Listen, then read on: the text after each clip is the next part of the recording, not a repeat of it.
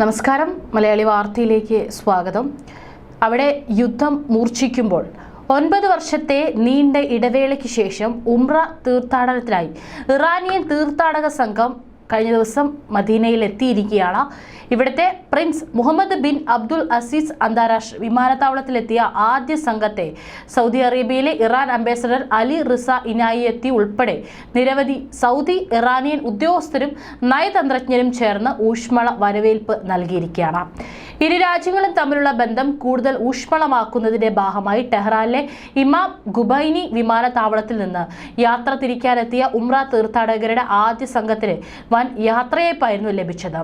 ഹജ്ജ് ഉംറത്ത് കാര്യങ്ങളുടെ പരമോന്നത നേതാവ് അബ്ദുൽ ഫത്താഹ് നവാബ്, ഇറാൻ ഹജ്ജ് തീർത്ഥാടന സംഘടനയുടെ തലവൻ അബ്ബാസ് ഹുസൈനി എന്നിവരുടെ സാന്നിധ്യത്തിലായിരുന്നു ഇത്.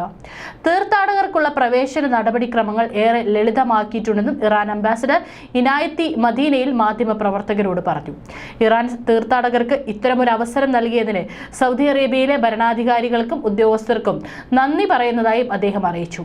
ഇറാൻ സൗദി ബന്ധം കൂടുതൽ മെച്ചപ്പെടുത്താൻ ഈ നടപടി സഹായകമാവുമെന്നും അദ്ദേഹം പറഞ്ഞു.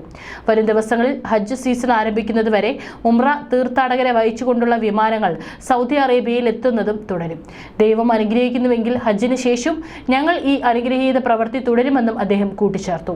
തിങ്കളാഴ്ച മുതൽ രാജ്യത്തെ 11 വിമാനത്താവളങ്ങളിൽ നിന്ന് ആകെ 22 വിമാനങ്ങളിലായി ഇറാൻ ഉംറ തീർത്ഥാടകരെ സൗദി അറേബ്യയിലേക്ക് കൊണ്ടുപോകുമെന്നും ഇറാനിയ വൃത്തങ്ങൾ അറിയിച്ചു. ഓരോ വിമാനത്തിലും 260 തീർത്ഥാടകർ ഉണ്ടാകും. കഴിഞ്ഞ വർഷം ഹജ്ജ് തീർത്ഥാടനത്തിനായി ഇറാനികൾക്ക് സൗദി അനുവാദം നൽകിയിരുന്നു. എന്നാൽ ഉംറ ചെയ്യാൻ അവർക്ക് അനുവാദം ലഭിച്ചിരുന്നില്ല. ഏറെക്കാലത്തെ നയതന്ത്ര പ്രതിസന്ധിക്ക് ശേഷം 2023 മാർച്ചിൽ സൗദി അറേബ്യയും ഇറാനും നയതന്ത്ര ബന്ധം പുനഃസ്ഥാപിച്ചതിനെ തുടർന്നാണ് ഇറാനിയൻ സംഘത്തിന് വീണ്ടും പുണ്യഭൂമിയിൽ എത്താൻ വഴിയൊരുങ്ങിയത്. ഇതുമായി ബന്ധപ്പെട്ട് ഇരു രാജ്യങ്ങളും തമ്മിൽ കരാർ ഒപ്പുവച്ചിരുന്നു. ഇതിന്റെ അടിസ്ഥാനത്തിലാണ് ഇറാനിൽ നിന്നുള്ള ഉംറ യാത്രകൾ പുനരാരംഭിക്കുന്നതെന്നും ഇറാൻ അംബാസഡർ അലി റിസ ഇനായത്തി പറഞ്ഞു. കഴിഞ്ഞ വർഷം മാർച്ച് 10-നാണ് ചൈനീസ് തലസ്ഥാനമായ ബെയ്ജിംഗിൽ നടന്ന ചർച്ചയിൽ നയതന്ത്ര ബന്ധം പുനഃസ്ഥാപിക്കാൻ സൗദി അറേബ്യയും ഇറാനും കരാർ ഒപ്പുവെച്ചത്. വൈകാതെ ഇരു രാജ്യങ്ങളും തങ്ങളുടെ എംബസികൾ തുറക്കുകയും ചെയ്തു. കഴിഞ്ഞ നവംബർ 11-ന് റിയാദിൽ നടന്ന അറബ് ഇസ്ലാമിക് സംയുക്ത ഉച്ചകോടിക്കിടെ സൗദി കിരീടാവകാശി മുഹമ്മദ് ബിൻ സൽമാൻ രാജകുമാരനും ഇറാൻ പ്രസിഡന്റ് ഇബ്രാഹിം റയീസിയും ചർച്ച നടത്തിയിരുന്നു. അതേസമയം ഇറാനിൽ കാര്യങ്ങൾ വളരെ ഗുരുതരമായിക്കൊണ്ടാണ് പോകുന്നത്. ഇറാനെ വീണ്ടും ആക്രമിക്കാൻ ശ്രമിച്ചാൽ ഇസ്രായേലിനെ പൂർണ്ണമായും തുടച്ചു നീക്കുമെന്ന മുന്നറിയിപ്പുമായി ഇറാൻ പ്രസിഡന്റ് ഇബ്രാഹിം റയീസി രംഗത്ത് വന്നു. 3 ദിവസത്തെ സന്ദർശനത്തിനായി തിങ്കളാഴ്ച പാകിസ്ഥാനിൽ എത്തിയതാണ് റയീസി.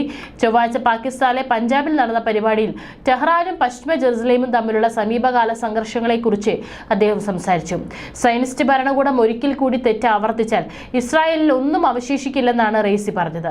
പലസ്തീൻ പ്രതിരോധത്തെ പിന്തുണയ്ക്കുന്നത് തുടരുമെന്നും അദ്ദേഹം വ്യക്തമാക്കി. അമേരിക്കയും ഇസ്രായേലും കടുത്ത മനുഷ്യാവകാശ ലംഘകരാണെന്നും റയീസി പറഞ്ഞു. പാകിസ്ഥാനുമായുള്ള ഇറാന്റെ വ്യാപാരം പ്രതിവർഷം $10 ബില്യൺ ഉയർത്തുമെന്നും റയീസി വാഗ്ദാനം നൽകിയിട്ടുണ്ട്.